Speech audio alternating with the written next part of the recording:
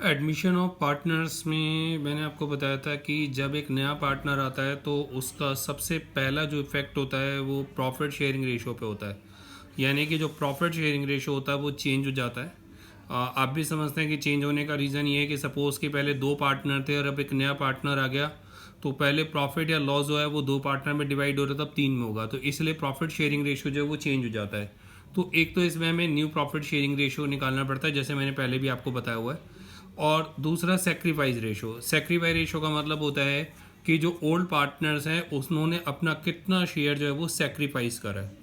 ठीक है, तो इसकी प्रैक्टिकल्स प्रॉब्लम जो है वो मैं आपको समझा रहा हूँ।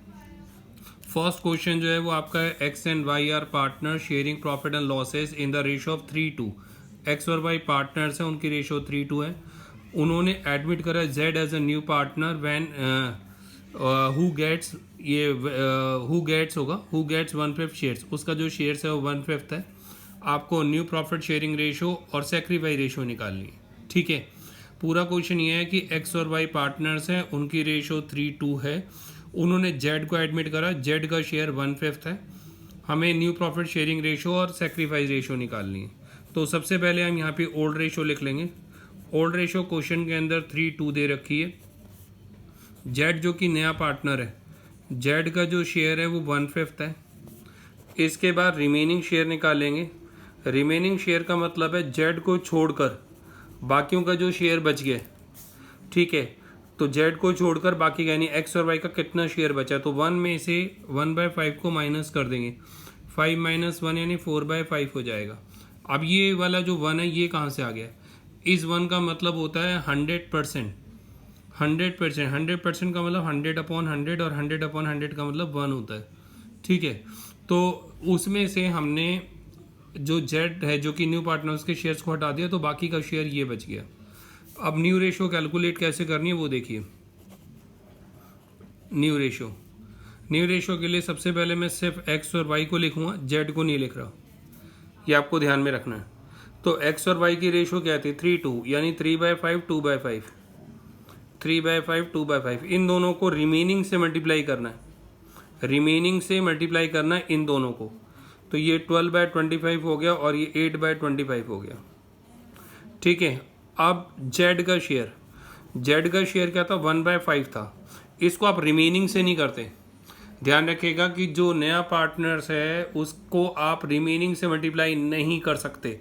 सिर्फ जो ओल्ड पार्टनर्स है उन्हीं के शेयर्स को रिमेनिंग से मल्टीप्लाई किया जाता है, क्योंकि जो रिमेनिंग है वो ओल्ड पार्टनर्स के लिए, उसमें से न्यू को तो हमने हटा ही दिया ऑलरेडी। ठीक है, अब यहाँ पे कंडीशन है कि ये 25 आया डिनोमिनेटर, ये 25 आया, तो मुझे यहाँ पे भी 25 चाहिए। यहाँ पे 25 तब आएगा जब मैं इधर 5 से मल्टीप्लाई करूँगा, तो ये 25 आ जाएगा।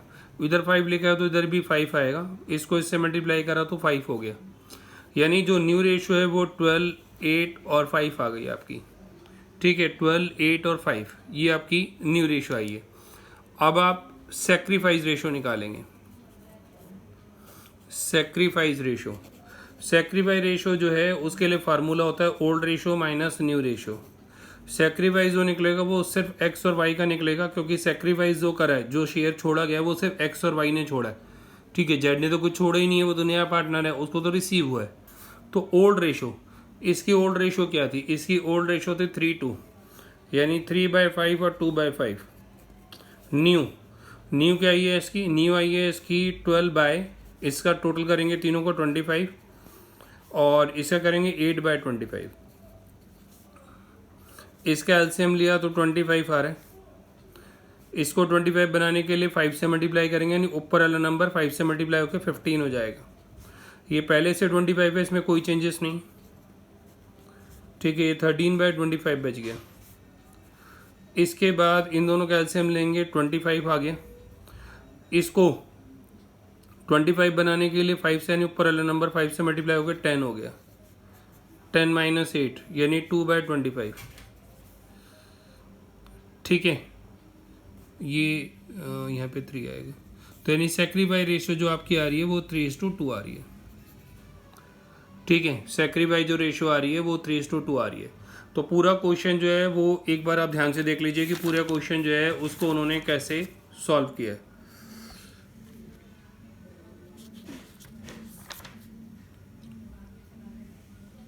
ये न्यू रेशियो कैसे निकाली गई है, आपको ध्यान रखना है कि जो रिमेनिंग पार्ट है, रिमेनिंग जो है वही उसी को रिमेनिंग को जो है वो ओल्ड पार्टनर से मल्टीप्लाई होता है, न्यू से मल्टीप्लाई नहीं होगा, ये ध्यान रखना है।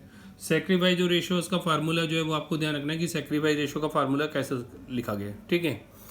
इसके बाद question number second, question number second है A and B are partners in a firm sharing profit in the ratio of 2:1। A और बी पार्टनर्स हैं, उनका प्रॉफिट शेयरिंग रेशियो 2:1 है। C joins the firm as a partner, C ने join करा।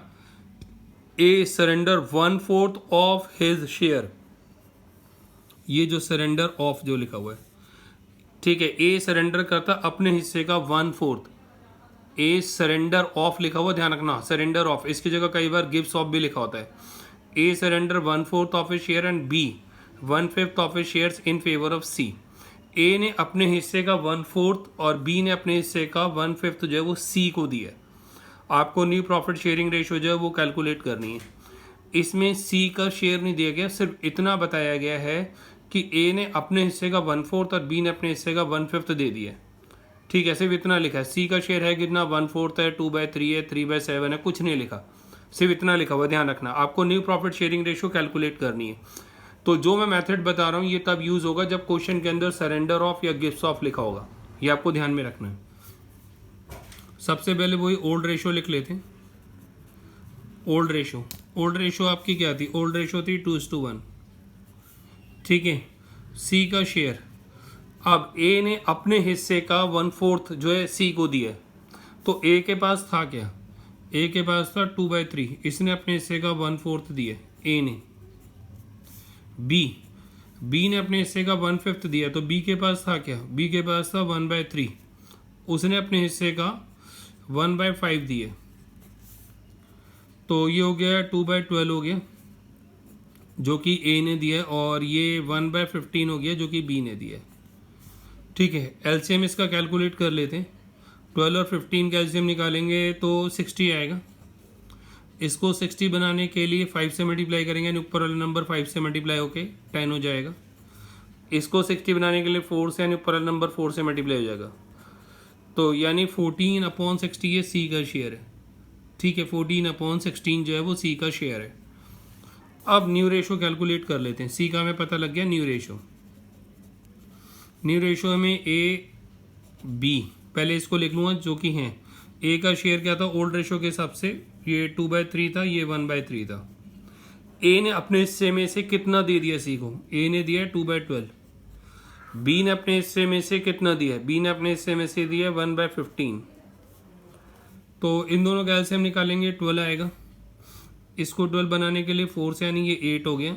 ये तो already 12 है, इसमें कुछ करना नहीं है। 6/12, इन दोनों का एलसीएम 15 आएगा, ठीक है। इसको 15 बनाने के लिए 5 से, यानी ऊपर नंबर 5 से मल्टीप्लाई होके 5, ये 15 है, ये भी 15 है, तो एज इट इज आ जाएगा 1, यानी 4/15, ठीक है, 4/15। अब सी का शेयर कितना है, सी का शेयर है 14/60। अभी जो एक कंडीशंस मैंने आपको फर्स्ट क्वेश्चन में बताई थी, वो मैंने आपको ये बताया था कि इसका जो डिनोमिनेटर है ये सबका सेम होना चाहिए। यहाँ पे 12, यहाँ पे 15 और यहाँ 60 आ रहा है, ये गड़बड़ वाली बात है। जबकि आप पिछले क्वेश्चन में देखोगे सभी का डिनोमिनेटर जो हमने सॉल्व करा था ये 25, 25, 25 आया था, ये कंडीशन है। तो इसी तरह सबका डिनोमिनेटर सेम करना पड़ेगा। तो इसको 60 बनाने के लिए मुझे 5 से मल्टीप्लाई करना पड़ेगा, तो पर भी 5 से मल्टीप्लाई होकर 30/60 हो गया। इसको 60 बनाने के लिए 4 से, तो ये भी 4 से। अब 60, 60, 60, अब ठीक आ रहा है।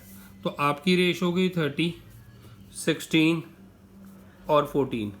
आप इन तीनों का अगर टोटल करेंगे तो इन तीनों का टोटल करेंगे तो 60 आ रहा होगा आपका, इन तीनों का टोटल करेंगे तो 60 आ रहा होगा, ठीक है।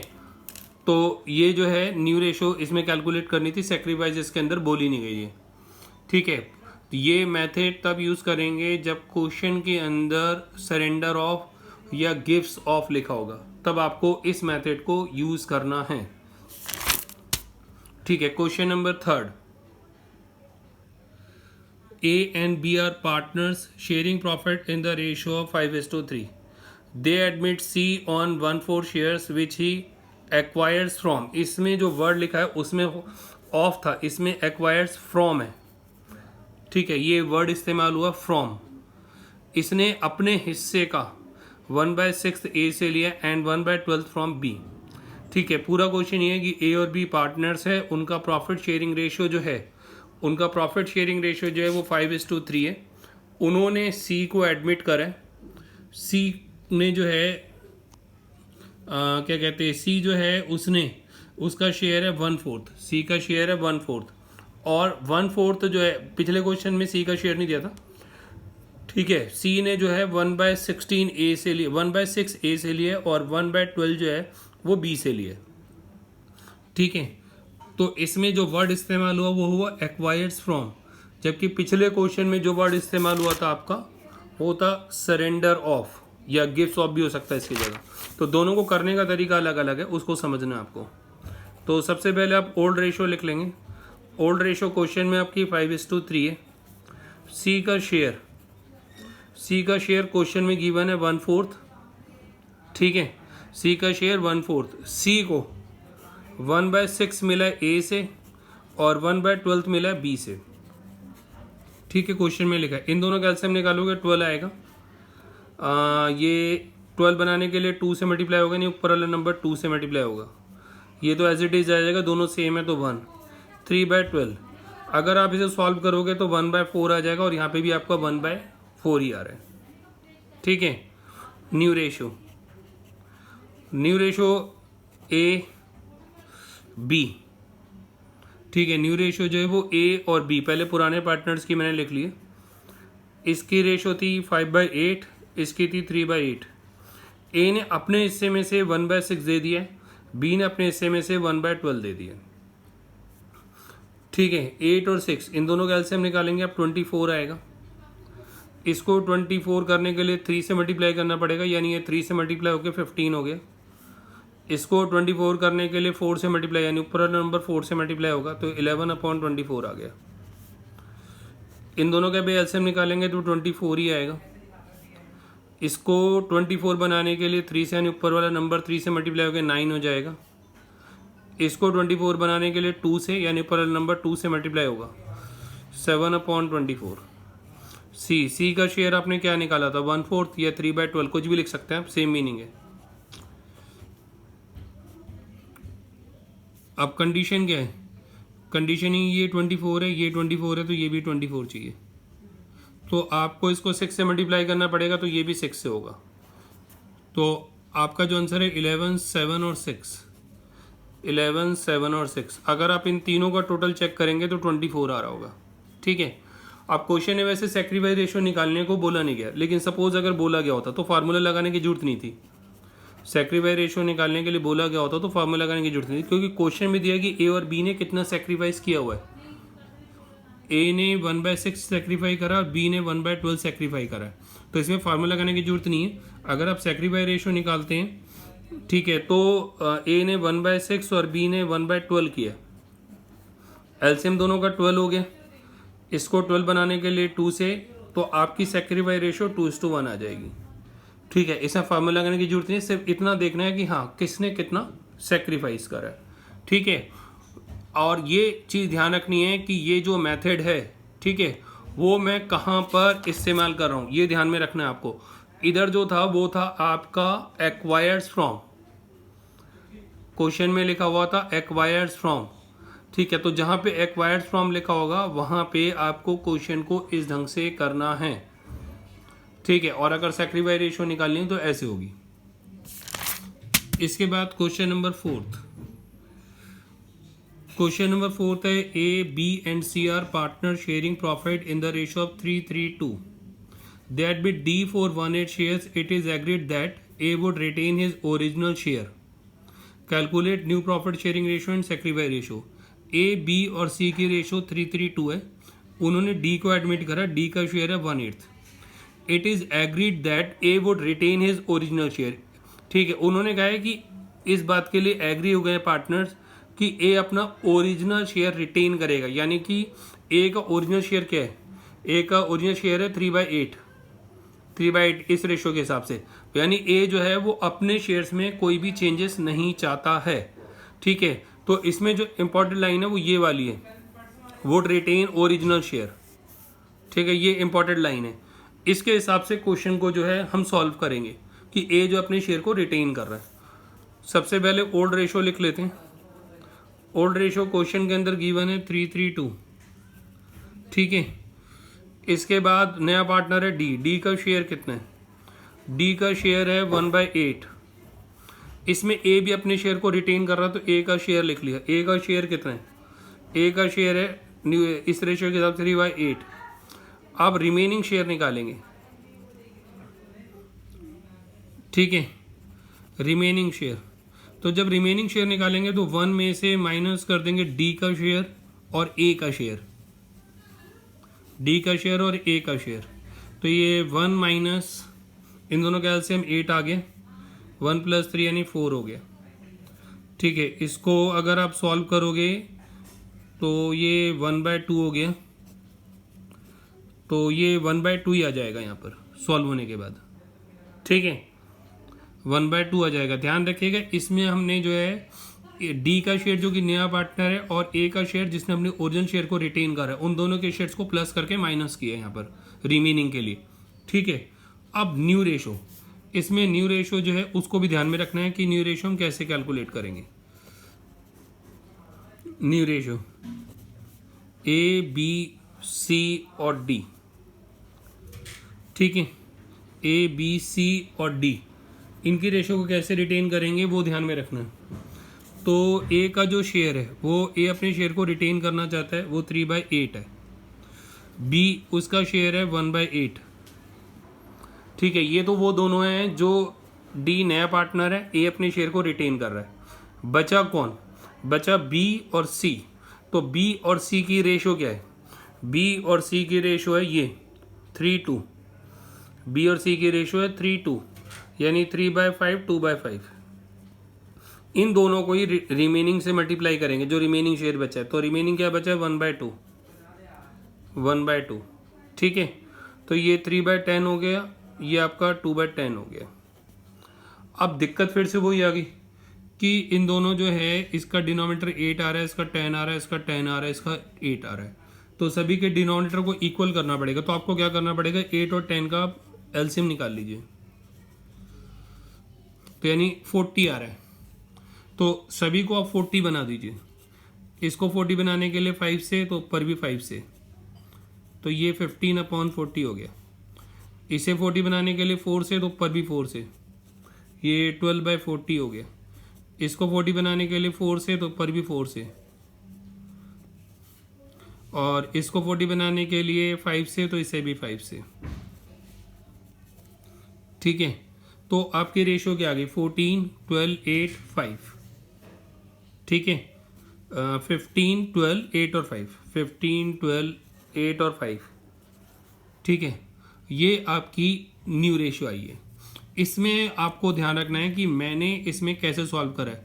ए ने अपने ओरिजिनल शेयर को रिटेन करा है 3/8, डी जो नया पार्टनर है वो 1/8। अब बचे कौन, बी और सी।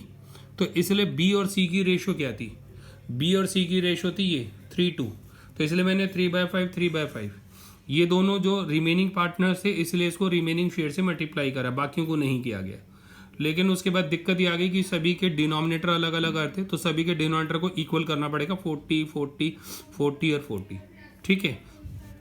अब इसके बाद सैक्रिफाइस रेशो, सैक्रिफाइस रेशो जो निकलेगी वो सिर्फ, और उसका फार्मूला ओल्ड माइनस न्यू, तो वो निकलेगी सिर्फ बी और सी की, क्योंकि ए ने तो कुछ करे ही नहीं, ए तो अपने शेयर को रिटेन कर रहा है।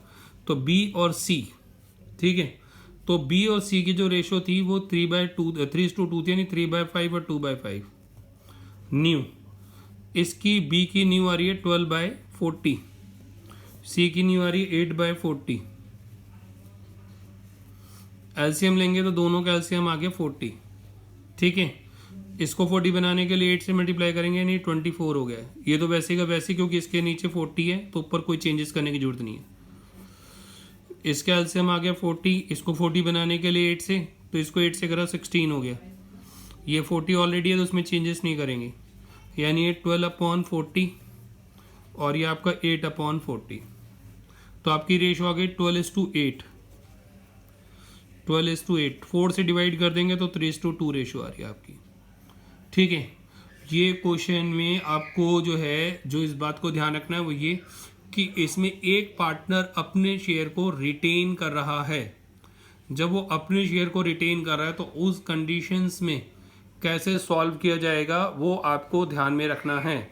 ठीक है, इसमें कंडीशन सिर्फ रिटेन करने की थी और कुछ नहीं था, रिटेन था। रिटेन की वजह से क्वेश्चन में जो चेंजेस आए हैं वो आपको ध्यान रखना है। एक क्वेश्चन और है इसका, वो भी बता दे रहा हूँ। ठीक है, इस क्वेश्चन को आप ध्यान से देखिए।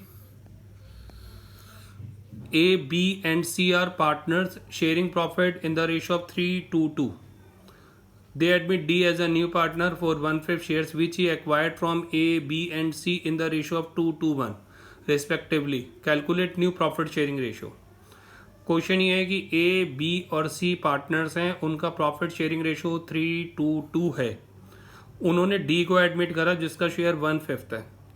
डी ने जो अपना शेयर एक्वायर करा वो ए, बी और सी से एक्वायर करा है। डी का शेयर 1/5 है, उसने अपना शेयर जो है वो एक्वायर करा है ए, बी और सी से। और ए, बी और सी से किस रेशो में एक्वायर करा है? 2:1। इसका मतलब क्या है? इसका मतलब ये है कि जो डी का शेयर है वो 1/5 है, तो 1/5 का जो है 2/5, 1/5 का 2/5 इसने ए से लिया है, 1/5 का 2/5 इसने बी से लिया और 1/5 का 1/5 इसने सी से लिया। ठीक है, यानी जो ये वाला जो शेयर इसका 1/5 है उसको उसने ए, बी और सी से इस रेशो में लिया है। सॉल्व कैसे करेंगे ध्यान रखिएगा, क्योंकि रेशो की कई बार कंफ्यूजन हो जाती है। तो ओल्ड रेशो आपकी है 3:2। अब डी ने जो एक्वायर करा वो लिखिए, डी एक्वायर से शेयर फ्रॉम। अब हर एक से निकालेंगे कि ए से कितना लिया गया, बी से कितना लिया गया, सी से कितना लिया गया, फिर क्वेश्चन आपको समझ आ जाएगा। ए से, बी से और सी से कितना कितना लिया गया है, ठीक है, वो ध्यान में रखना है। तो डी का शेयर क्या था? 1/5 था, हर एक के आगे लिख दिया 1/5। ये डी का शेयर लिखा है मैंने।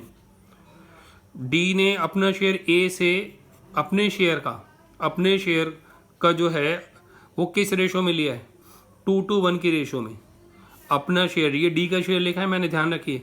ये उसने जो है इनसे 2:1 की रेशो में लिया, तो यानी 2/5 और 1/5 ये इनकी रेशो थी 2:1। तो यानी कि ये 2/25 हो गया, ये 2/25 हो गया और ये 1/25 हो गया। यानी ए से इसने 2/25 लिया, बी से इसने ये लिया और सी से ये लिया। ठीक है, अगर आप इसको सॉल्व करके देखेंगे तो लास्ट में आंसर जो है 1/5 ही आएगा।